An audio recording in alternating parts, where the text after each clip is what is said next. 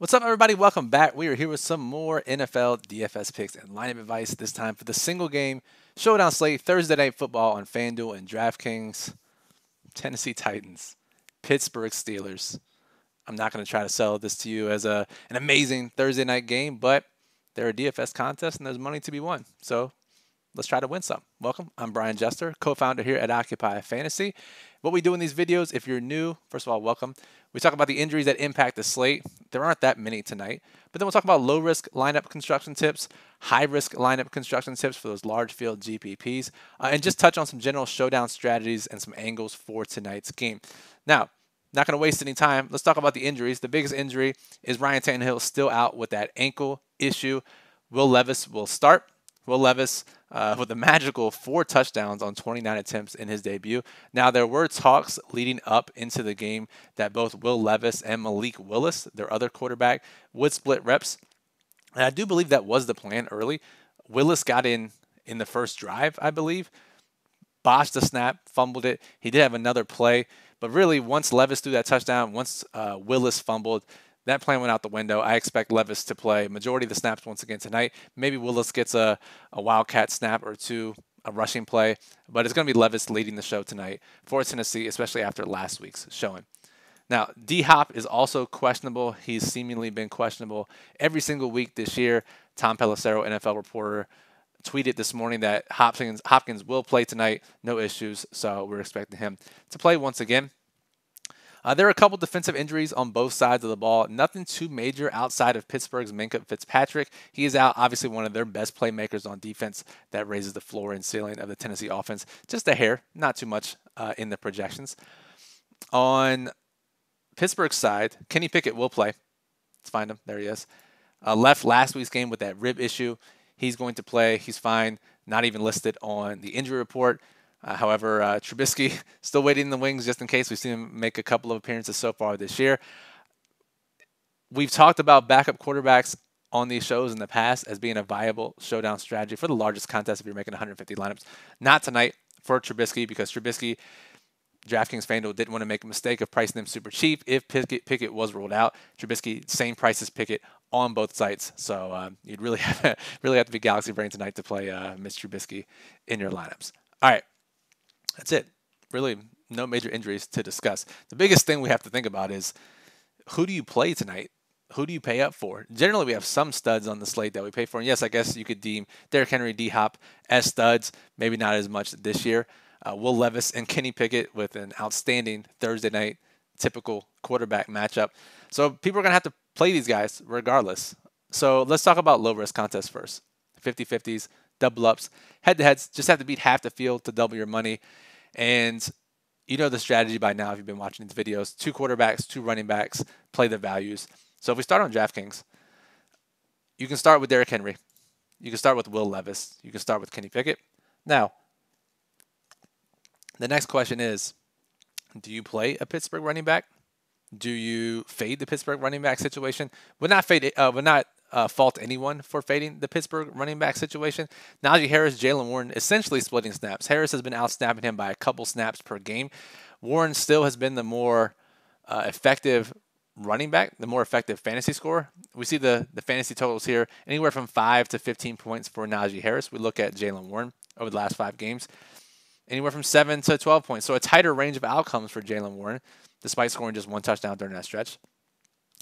Warren probably the safer option as far as fantasy floor goes, and he's also $800 cheaper. So if you are playing one of the Pittsburgh running backs in low-risk contests on DraftKings, Warren is the preferred option. So if we stick him in there, that leaves $3,700 left per player. Not a great amount. However, we do have one pretty clear value on DraftKings tonight, and that's Connor Hayward. Cam Hayward is the defensive tackle. But Connor Hayward, he was a guy, if you played preseason DFS with us, you remember him actually getting some carries as they were trying him out in some sort of weird hybrid role. That didn't really work out as much. But once Pat Freiermuth went down with his hamstring injury, Darnell Washington, the rookie, filled into his role. This was back in week 4, week 5. And he played a ton of snaps, Washington, that is. Then they had their bye week, and I guess they realized that Washington's not ready. Or maybe Hayward's the better option. When they came out of the bye, Hayward has been playing a ton of snaps lately, playing nearly 90% of the snaps, starting as their tight end, their full-time tight end, and getting targets as a result. So we see 3, 4, 6 targets. That's really nice for a $2,800 tight end. Pretty much guaranteed for a couple of points, and at $2,800 is a guy that can easily save some salary, give you a couple points, which is all you need in low-risk contests, smaller contests. So if we play Connor Hayward, 4,600 left per player. We could play Nick Folk, Titans defense. We could switch up the captain options and play maybe Levis, Pickett, or Warren, or even Hayward to an extent, and an upgrade to Boswell or Steelers defense. You could also just ignore the Pittsburgh running back situation and play someone like Deontay Johnson, who's going to be extremely popular, projects as one of the better plays on this slate with his volume, and he's just $8,400. $2,600 per player. You could play no one really, so you'd have to get around and mix up the captain option here. But truthfully, these are the 4 guys you want to get into your low-risk lineup on DraftKings. It's not a perfect low-risk slate, but it's pretty decent. So Henry, Levis, Pickett, Connor Hayward, those are the guys you want to get in. Then you have to make a decision on if you want a Pittsburgh running back. If so, it's probably Warren. And then which captain do you pick, and what does that final spot look like? Now, FanDuel is not nearly as clear as it usually isn't. So, sorry, not Trubisky, Pickett. So Henry, Levis, Pickett, $7,750 per player. Obviously, we can't fit in Najee or Jalen Warren. Now, they are cheaper here, so it makes them a little more likely to get in. But if we play these 3, you could play 2 cheaper values. Tajay Spears is cheaper and a better value on FanDuel than he is on DraftKings. We do have Hayward here. But again, this isn't really a long-term profitable low-risk lineup construction with 3 studs and 2 sub-8K players. So you'd have to work it around here. You'd probably have to fade one of the quarterbacks or even Derrick Henry, which is super scary on Thursday Night Football as we near December. You probably have to fade one of the quarterbacks for one of the Pittsburgh running backs, get a more balanced lineup. But it's just a really tough overall low-risk slate and not one we would recommend playing. If you do play low-risk tonight, generally keep most of your allocation over on DraftKings. All right, instead, let's talk about high-risk contests, which is why most of you tune in. The biggest GPPs on both sites, small field GPPs, satellites, leagues on FanDuel, smaller contests. Let's talk about those strategies there. I do think it's a better high-risk slate. A lot of things could happen. Lower total game, close spread. I mean, we could see some really crazy lineups win tonight, and that's what we're here to talk about. Let's go back to DraftKings. For those of you who are interested in how the field is expected to build their lineups, it's going to be Pittsburgh heavy. Despite a tight spread, more of the fantasy options are on Pittsburgh. The scoring is more concentrated on Tennessee side. D-Hop, Derrick Henry, those are the guys people want to play. Will Levis. Pittsburgh, you do have the receivers, the cheap value in Connor Hayward, and then you have the quarterback, and then both running backs are playable. So when looking at how the field is going to build lineups, we expect more 5-1s on Pittsburgh, more 4-2s, more 3-3s with Pittsburgh captains, far less Tennessee 5-1s, Tennessee 4-2s. The same goes for FanDuel as well. Pricing doesn't change it too much. So initial thought, you can always get different by playing a little bit more Tennessee heavy lineups. A Tennessee captain, 4 Tennessee guys in one lineup, certainly possible, especially if you play their kickers or defenses tonight. Let's see what else we got here. We got Deontay Johnson as one of our underperforming wide receivers this week. Banner week last week for underperformers. These are guys who have seen a lot of opportunity in recent weeks for whatever reason, haven't capitalized. DeAndre Hopkins was on that list, lit it up for 3 touchdowns. I think 7 of the 10 guys on the list scored a touchdown last week, which is crazy. Deontay Johnson hasn't scored a touchdown since the 2008 housing bubble burst. So he is definitely due for a touchdown at some point. He's not the worst touchdown scorer in the world. Should have had a touchdown last week, and the quarterback missed him wide open in the end zone. If we look, dating back to the beginning of last year, the beginning of the 2022 season, he has 0 touchdowns on 173 targets. He's going to score. Every time we call out someone's going to score, they've been scoring. So the call tonight is Deontay Johnson scores a touchdown, and he's going to be popular, but he is worth his price tag and his ownership on both sites as one of our underperforming wide receivers. All right, let's pull up some more notes here. Talked about Connor Hayward. In large field contests, we expect him to get over 20%. Smaller contests will be even higher owned. But he is one of those guys that we feel like you should just lock into your your small field DraftKings GPPs. You play Hayward, take his 3 to 6 points. If he gets into the end zone, you're thrilled. But take his 3 to 6 points and rotate the guys above. And generally, that'll be a winning strategy for making a handful of small field GPP lineups. Now, large field, perfectly fine to go underweight, not play him at all. If he only scores 5 points, he's likely not going to be in the optimal lineup. So lots of ways he fails in the larger contests, but what he allows you to do in the smaller contests really opens up your lineup and a guy that you should consider heavily there. Now, we look at the defenses and kickers. We expect, especially in a lower total game, Steelers defense, these defenses that end up in the 5K range and they have a historically strong defense like the Steelers have, they always end up pretty popular. So Steelers defense and the Titans defense versus Kenny Pickett, we expect them to actually be more popular or as popular as the kickers. So we get a little bit of leverage if you want to play the kickers in larger contests or even smaller contests as leverage over their special teams counterparts. So consider the kickers heavily at, let's see, yes, it was the last slate, I believe. We did this video, and we actually got a kicker under 5K. DraftKings is back to their games. Priced Boswell up at 5K. Once we see the kicker hit that 5K threshold in salary, their ownership tends to drop pretty decently. So we expect Boswell, especially, but also in addition, to be under 20% owned in the largest GPP. So they're good leverage and low-owned differentiators in your lineups. Tajay Spears, we talked about on FanDuel potentially as a low-risk option. Priced in the middle here, 5,400. Still getting a good amount of snaps, but likely overpriced by projections as he's only scored double-digit fantasy points once all season. So he's going to be overpriced, but got the juice. We like the guys who just look good on paper, pass the eye test, and all he needs is 1 or 2 long plays, which it can definitely happen. Short week, maybe gets more work. But Tajay Spears, a guy that could break the slate at lower ownership. We got him under 20% projected ownership as well. So keep that in mind as you're building if you want to get leverage off any Derrick Henry type of lineups. Let's see. If we're not playing Connor Hayward at the bottom, who else can we play that are low owned? Because after Hayward, it's going to be maybe one other guy that's popular, and that's it. And that's Chigakonkwo. He's a Terp, by the way, University of Maryland. Chigakonkwo, we expect him to be around 20%. He could have had a big game last week. He would have been higher priced and higher owned. Dropped a wide open design play across the middle of the field. He might have scored, knowing his run after the catch ability, but it would have been good for a 30, 40-yard gain. We like him a lot tonight in all contest types, both as a captain and as a flex play, as a pivot off of Hayward, a little bit higher owned pivot off the defenses and kickers.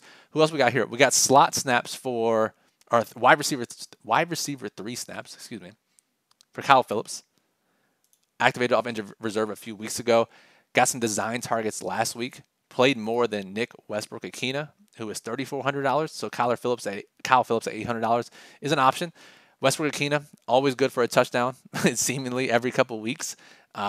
He's a guy, if you want to pair him with Levis, we like him a lot. He's going to be under 10% owned as well. And then we have the Pittsburgh slot receivers. Allen Robinson still continues to play a lot of snaps without doing much. I mean, literally doing nothing last week, 0 points. Calvin Austin, when he gets the ball in his hands, has been electric. We've seen him break a single game showdown slate before this season, but he is relegated back to the wide receiver 4 role with Deontay Johnson back in the lineup. But both these guys run a lot of their routes out of the slot, Robinson and Austin. And Roger McCreary, the nickel cornerback, the slot cornerback for the Titans, is still out. If you remember our live stream last week for the main slate, we talked about how their backup slot corner, who would normally replace McCreary, he's actually playing free safety once they traded Kevin Byard over to the Eagles. So really their third-string slot corner. Atlanta is an inept offense. They couldn't take advantage of a third-string slot corner, but perhaps Pittsburgh, not much more of a great offense, but maybe they'll be able to target the slot a little more with Allen Robinson and Calvin Austin. So just reasons to think about those guys in your player pool. And that's really it. Those are the guys that we're looking at on DraftKings as cheap options. Now, because this is a lower total game, and I said a few minutes ago, it has a chance to get really gross, there are some ways to get really crazy here in the larger contests with some captains and MVPs especially that we really like playing. Now, I was talking to Jack this morning, architect of our lineup builder. You see him on the short slate streams here on YouTube. He's won quite a few FanDuel single game GPPs, either solo or very small chops, with some wild MVPs. And this is right up his alley tonight. We were talking this morning. He is starting to like this slate a lot. He won a single game showdown slate last year with Kendrick Bourne MVP on FanDuel. And this kind of slate sets up perfectly for one of those lower owned MVPs to play. So let's go over to FanDuel. And we have Derrick Henry, Will Levis, and Kenny Pickett adding up to 60% of the likely MVP ownership on FanDuel. Now, Henry hasn't been his normal self, normal workload so far this year. Will Levis is a rookie quarterback. Kenny Pickett is, well, he's Kenny Pickett. So we have a chance to get overweight on all the receivers and even some of the lower-owned guys. So guys I'm thinking about. So, yes, George Pickens. Yes, Deontay Johnson. Yes, D-Hop. Those are the three primary guys we're thinking about. But what about Najee Harris, Jalen Warren? What about Tajay Spears? What about Chigga Okonkwo? What about I don't know if we want to go much lower than that, but Hayward even, right? It sounds crazy, but if this game only scores 23, 27 points, and one of those guys are the only touchdown scorers, they can easily be the optimal MVP. So I think that's the route I would go if you're making 20 or 150 lineups tonight on FanDuel. I would actually fade.